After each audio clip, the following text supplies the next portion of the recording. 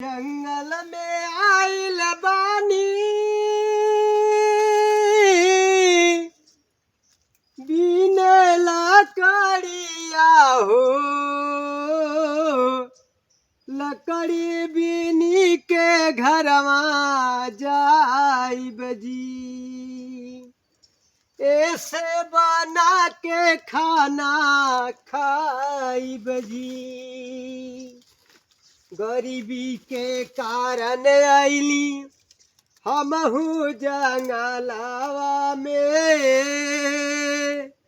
कहवा ले खिस्सा हम सुनाई जी, कहवा ले खिस्सा हम सुनाई जी, कहवा ले खिस्सा हम सुनाई नए भगवान,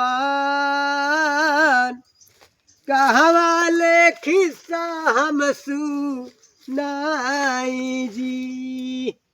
चलो ये भगवान आज बड़ी लकड़ी बिन, अब लकड़ी बिन के हम चली घरे, अबेर हो गई बा, थोड़ा थोड़ा हो गई बा लकड़ी। चलो।